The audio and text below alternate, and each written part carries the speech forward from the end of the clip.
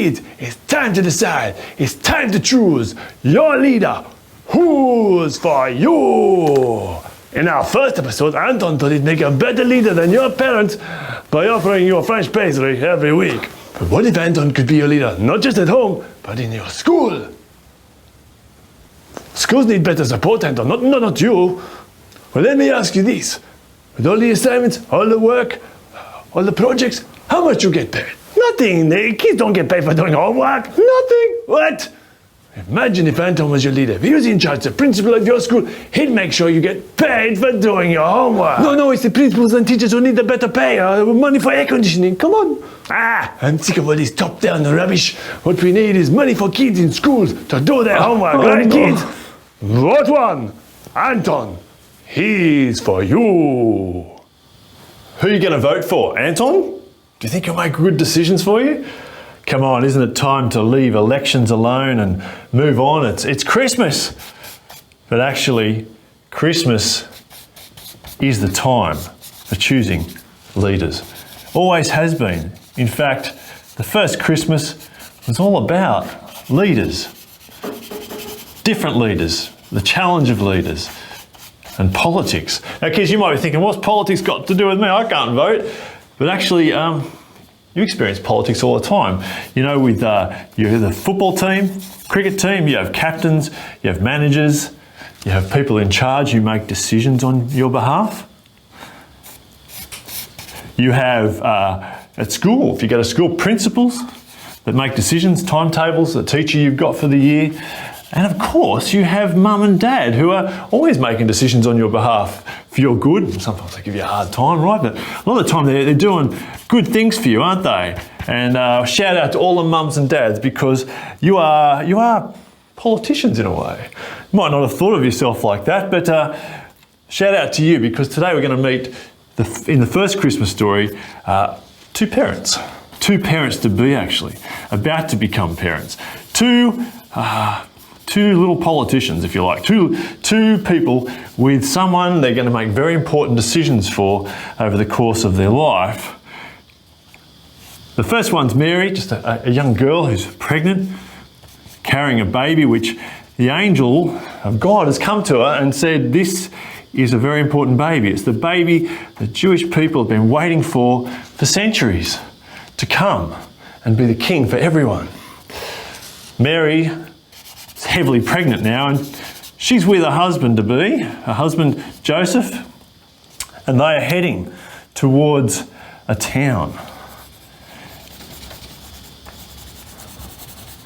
Now Joseph and Mary, the first thing Luke, in Luke chapter 2, wants us to notice is that they went. They actually left a comfortable life in Nazareth, it seems, to obey one king's direction. One king's word went out into the world and told everybody what to do. To move back to their hometowns of the father and be registered for his census, where they could be counted to show how powerful the king was and to collect taxes. And so off they went, Mary and Joseph, travelling. And Luke wants us to see that they obeyed. They went. They did not ignore the edict of the king and say, no, we're Jewish people. We've got our own king coming. We don't need to do that. They went and did it, because later in life, Jesus, their baby, will be accused of doing wrong, of not supporting the king, of trying to overthrow the king, of trying to be another Caesar. You can see right now that's not the case. The world has nothing to fear of Christian people, of God's people. I'm looking at you, China. You, North Korea. You, Sydney. Christian people are here for the good of society, of the benefit of society. And these guys are following the king's orders because the king's orders are not unreasonable. So off they go. But you might think, well, come on, it's time to have a baby. She's heavily pregnant. This is not the time to be going on a 4-day journey, which is pretty much what it was, from the town of Nazareth over to a different place over here called Bethlehem. I mean, surely God could throw them a bone, right? And say, nah, not happening. This is my king. Caesar, you can just pipe down. My king is coming into the world.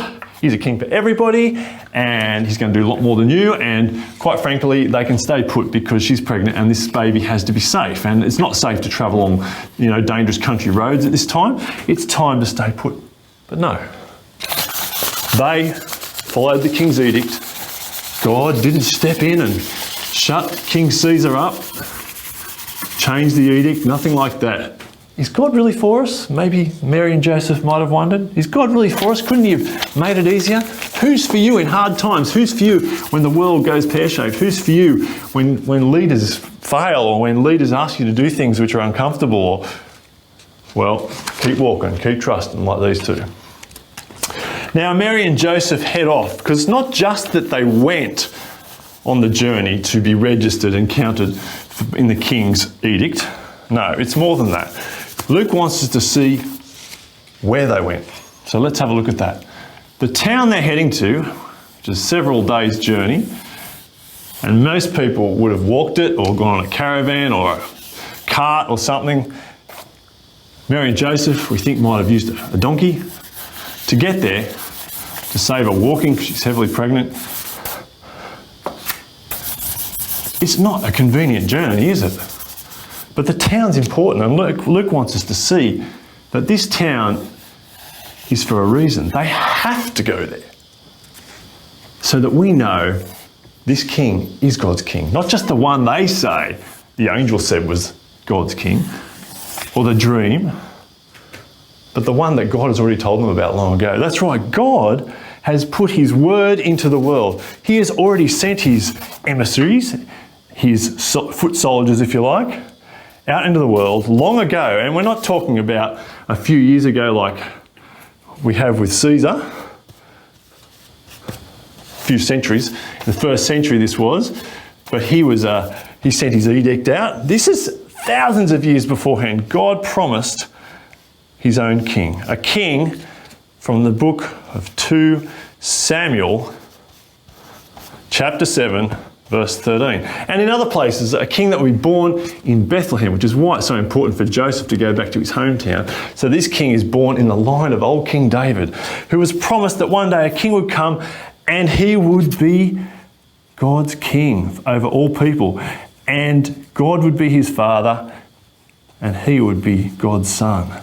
And he would come into the world and bring peace. And his kingdom would have no end. And his rule would be forever. And that's why Luke wants us to see the baby had to be born in Bethlehem. Two kings in our Christmas story. One king's word only went out recently, really. Another king's word who went out long ago, promising a king for all of us, for all nations, everywhere, forever. The question is at Christmas, who's your king? Who's for you? Make it Jesus. Who's looking out for me? Got my situation in control, immune to inflation. Stands in my shoes, though the imitation. Biggest brand name talking up my station. Always with me despite my reputation. Takes the heat and my condemnation. Puts me front row from the back section. What more you need to win election? Who's for me? Who's for you? Was and is to come. Who's for me? Who's for you? The first and last word, said and done. Who's for me? Who's for you? Was and is to come. Who's for me? Who's for you? The first and last word, said and done. God from heaven became a baby, celebration. Normally, clear the way, no, keep your shame, Joe. This one can't sleep out the hay, bro. Wrap him up and keep him warm. Oh, we got no cloth that's torn. So cold is a room in your heart. For this loser with a rough start. Who's for me? Who's for you? Was and is to come. Who's for me? Who's for you? The first and last word, said and done. Who's for me? Who's for you? Was and is to come. Who's for me? Who's for you? The first and last word, said and done. Yeah, well, who's gonna speak for those who ain't legit? Eat with those wearing the wrong outfit. Bring equality to such a bunch of misfits. He's for me, he's for you. My God stood in my shoes. Not self-serving, but deserving of every pat on the back he's been earning. No greater love Kim won't have than to give his life for a friend. Days were short, but now they'll never end. Cause the one who speaks in our defense. Who's for me? Who's for you? Was and is to come.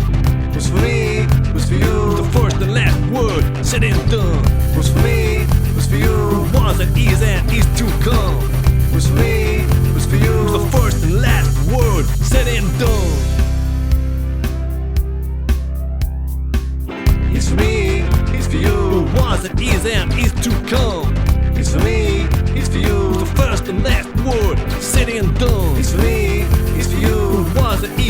is to come.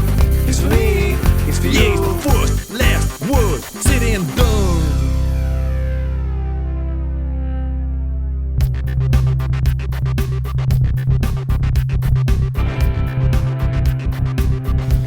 Jesus comes to stand in our place, to give his life for people of every race.